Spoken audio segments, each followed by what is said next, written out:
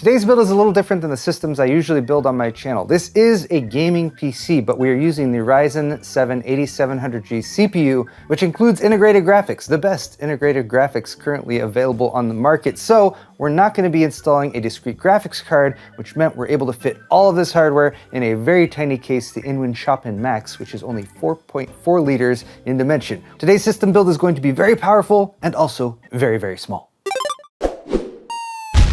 Excellent!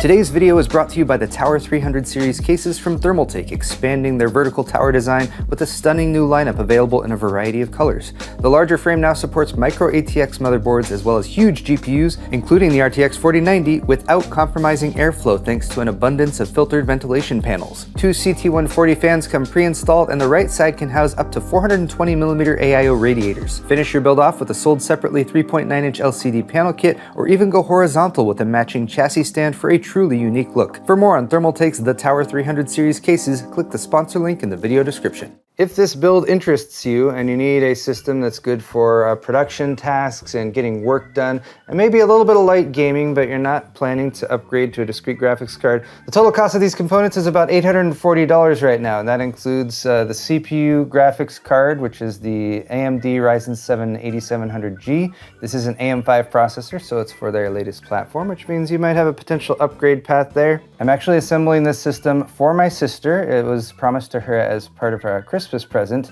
and I wanted her to have a nice quiet experience, so we've upgraded the cooler as well from the Wraith Stealth that ships with the 8700G. So we're upgrading to this little guy right here, a low profile cooler from ID Cooling. It's the IS47. There's also an IS55, which is going to be a little bit better performing than this, but because we have very low clearance for our cooler in our case, I believe this one should still fit. There are lots of really cool Mini ITX AM5 motherboards, but we wanted to stick to a budget for this one, so we've gone with the ASRock Phantom Gaming A620i Lightning Wi-Fi, which is only about a $130 to $140 motherboard. It's using the A620 chipset, so it's not going to have quite as many features in terms of expandability than, say, a B650 or especially an X670 motherboard. But pricing-wise, this one is quite reasonable. For me, it was down to this one or another comparable model that Gigabyte has, but this one has two M.2 slots for expansion, so I thought that was a decent upgrade, and that's why I went with the ASRock. Part of the reason we're upgrading my sister from her current system is because for the work that she does, which involves some Photoshop work, using RStudio, and of course lots of web browsing work, her web browsing functions were actually slowing way down. Her system was slowing to a crawl as she was trying to get some work done. She is currently on a system with a Core i5 2500K, an old school Sandy Bridge processor, so this one's going to be a big upgrade. Interestingly, she actually is already running 32 gigs of memory. So I have a feeling it's her processor that's slowing her down a lot, but we're upgrading the memory too. Of course, we need DDR5 for the AM5 platform, so we have G.Skill's Flare X5 kit, which is DDR5 6000 speed, and this is a 32 gig kit with two 16 gig sticks. Since we're working with a Mini ITX motherboard, we only have two DIMM slots for the memory, so we wanted to make sure to max that out as much as we could right now. Of course, she could potentially upgrade to a 64 gig kit in the future. For storage, keeping with the theme of everything being very tiny, and this one just happening to be one that I had on hand and wasn't currently in use, we have a Kioxia BG4, which is actually a really tiny M.2 NVMe SSD, but this is 1 terabyte capacity. And the plan is to take advantage of both M.2 slots on the motherboard with that SSD, and then we have a 2 terabyte one as well, but that one was already in use, and I'm actually copying some stuff off of that drive, which is why it's not out here right now, but it should be as we assemble the build. Lastly, we have our case, which is actually a case and a power supply. This is the InWin Chopin Max. Actually, I think that's Chopin, the composer, you know, who does like classical music and stuff, Chopin. The beauty of this case is that it is only 4.4 liters, so it is very tiny. It includes a 200 watt 80 plus gold rated power supply, which is more than enough for this system build. I'm actually not expecting the power draw on this system to get much past 90 or 100 watts max. And while there are a lot of Mini ITX cases out there on the market, some really good ones, a lot of them include a housing or space for a discrete graphics card. And since I knew that wasn't something that we were ever going to need to upgrade to with this build, I decided let's dispose with the GPU expansion slot and instead just go for something that could keep the footprint and the case size as small as possible. This is a newer case, actually a newer revision of InWin's Chopin Max case, which includes a USB 3.2 Gen 2 front panel, Type-C connector, which I think my sister will also be putting to good use. But it has a nice brushed metal finish on the outside. InWin logo is right there. Expansion with that USB Type-C port that's up to 20 gigabits per second. We got a couple feet on the bottom because you're probably going to be positioning this vertically like so. Of course, you could also have it horizontally there if you wanted. Inside the case, you have an AC adapter cable since the power supply is pre-installed. And then a few accessories here, including a SATA extension since it does have space for two 2.5-inch SATA drives. And you also have these because you just can't escape RGB these days. We're not really going to be doing any RGB with this build, but they do provide 4 different color accents. I guess I can deliver these to my sister. So you can basically put one of those over this spot here and over this spot here if you want to give the case a little bit more personality. I could also see this case being used in like an office environment. So maybe for like IT professionals, they could use these to more clearly label what systems are going where. Oh, there we go. Side panel pops off right there. You can see plenty of mesh. I guess there was a previous version of this case that didn't have this bulge in the mesh here, but by providing that bulge, they have a little bit more clearance for aftermarket CPU coolers.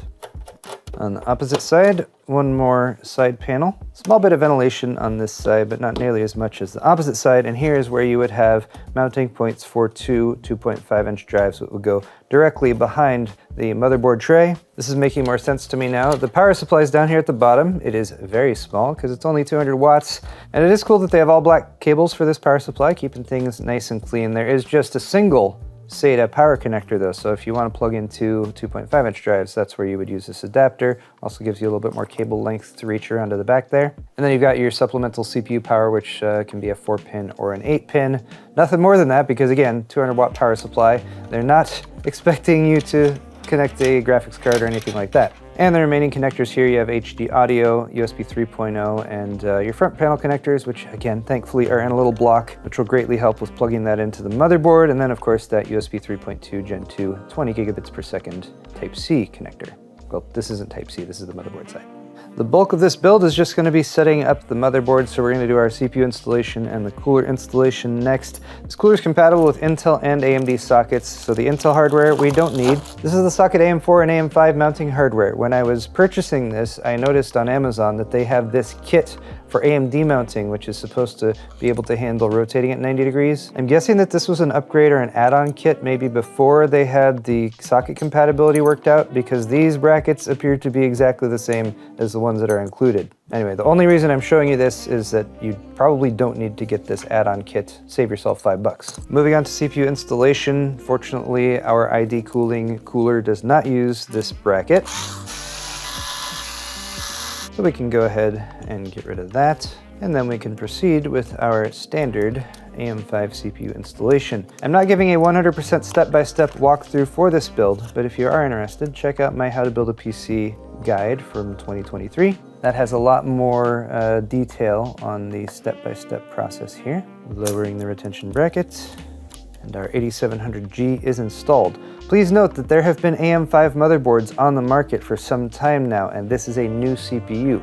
So some AM5 motherboards aren't going to have a BIOS that is updated to recognize this one. Fortunately, a lot of motherboards now have a feature that allows you to update the UEFI or the BIOS without having a CPU installed. It's called BIOS Flashback, and that's the button for it right here on this ASRock board. That's another reason why I chose to go with this board, and thankfully that feature is becoming a lot more common than uncommon. But if you are installing a new CPU on a motherboard that's been out for a few months or a year or two, that is something to consider. If it doesn't have a BIOS Flashback function, then you will need to get a CPU that's recognized by the motherboard to install in order to update the BIOS and then uninstall the old CPU to reinstall your new one. For our AMD installation, we have these standoffs. They're red because, you know, red is AMD. Then these mounting brackets sit on top, so it's going to give us 2 mounting points on either side of the CPU. You'll use these shorter ones if you want to mount the cooler that way, or you have the option of using these wider ones if you want to rotate the cooler 90 degrees. Fortunately for us, it looks like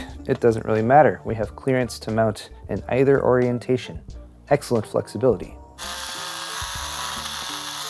Let's check out the viscosity of the included ID cooling thermal paste.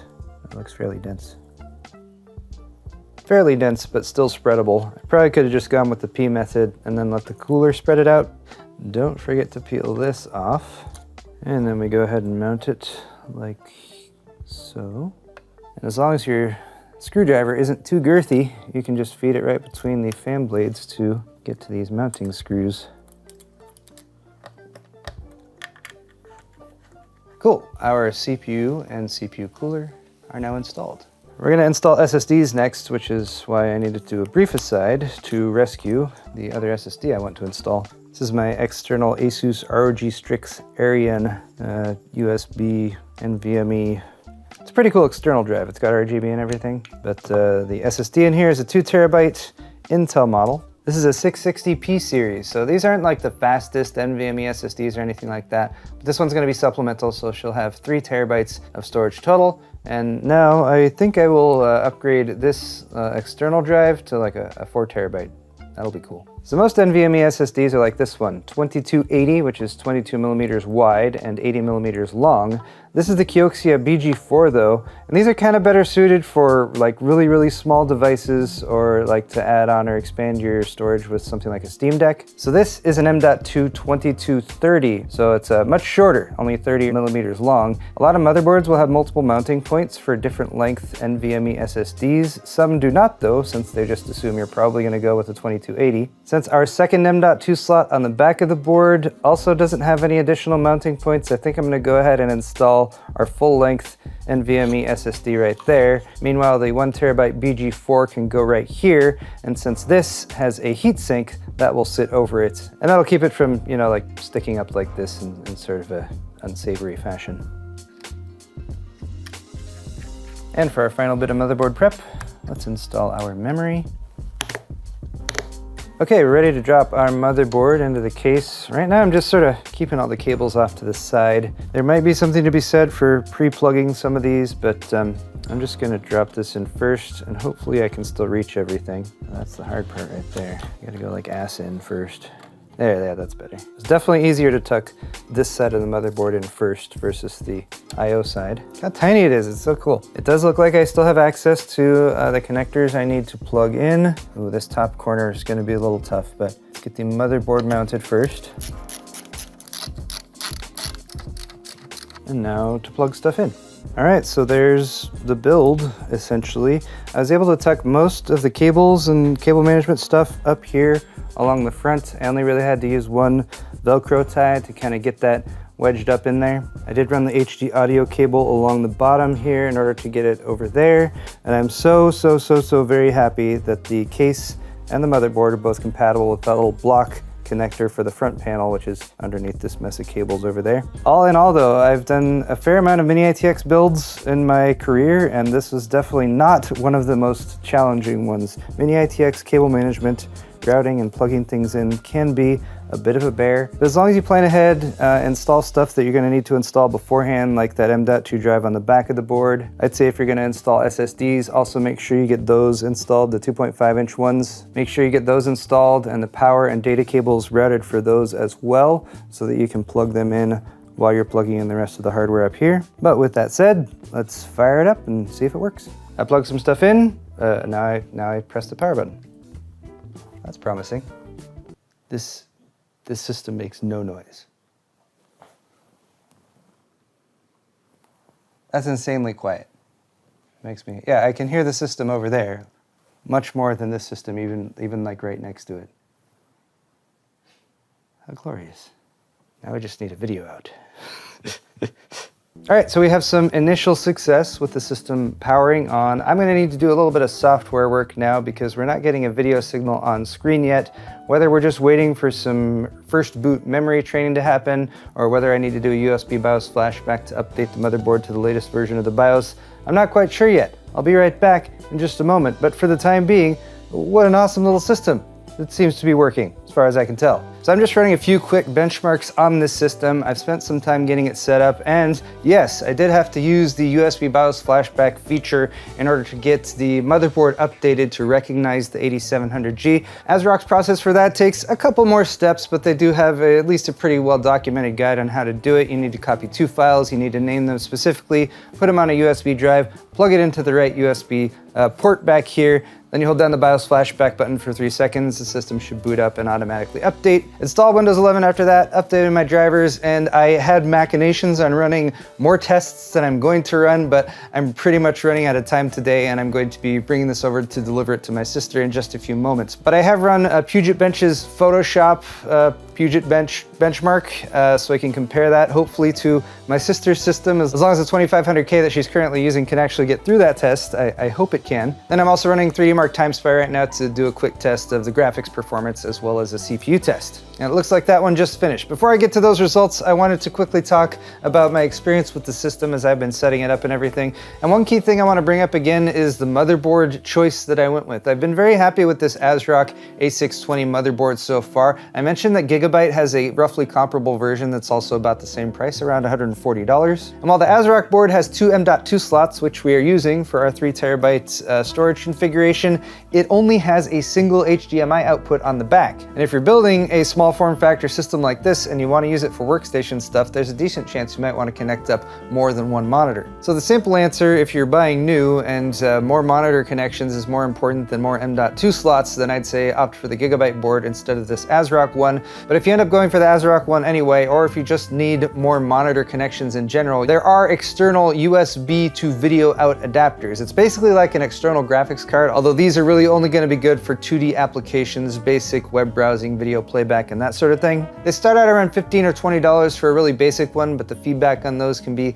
a little bit dubious depending on the system that people are trying to connect it to. There are some higher quality ones for around $40 to $50, but I opted for this one from StarTech. It's about $56 on Amazon because it has not one, but two HDMI outs. And with the USB 3.0 connection, it can support two 4K 60 Hz HDMI connections. So this is going into my care package for delivery today, along with the system accessories, and I had an extra 4K 32-inch monitor, so I'm gonna be bringing that over for Gretchen as well. I think that'll be an upgrade. Before I pack things up, I wanted to talk about temperatures and power draw. We just finished running 3D Mark TimeSpy, and I also ran the Puget Bench Photoshop test. TimeSpy score overall is 3,387, graphics 3,017, CPU 11,163, which is to be expected. This is a very CPU powerful system with the 8-core CPU versus the iGPU, which is not shabby at all, and you can totally do like 1080 gameplay, you know, some games that aren't as graphically intensive. This is totally a functional gaming PC. It's just not going to be any match for something that has a discrete graphics card. And again, if you're considering the 8700G and you're building a new system and you're going to get a discrete graphics card,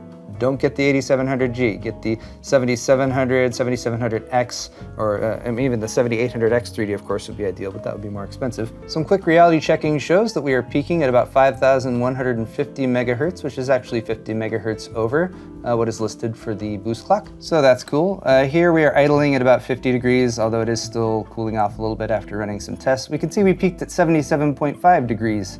Not sure why Hardware Info made that red, because it's really not that hot. I looked over some reviews of the 8700G when it launched, and with the stock Wraith cooler, the Wraith Spire, it can actually get up to 80 or even 90, depending on the tests that you're running. So I am totally happy with these temperatures, up in the mid to upper 70s at the high end. There's the GPU temperature and stats as well. It peaked at 71.7 degrees. And I have been monitoring system power draw. It's idling again around 40 to 50 watts as it's shown right now. During some basic web browsing workloads, we're hitting about 60 to 70 watts. During the heavier tests, we were getting up over 100 watts, about 100 to 110 watts, and we peaked at 122.9. A little bit higher than I was expecting, but still well within the maximum power range of our 200 watt power supply that's included with the case. All right, that's all the testing I have to do here at home, and now we're gonna relocate to my sister's house. Okay, I made it to my sister's house, and there's the bonus.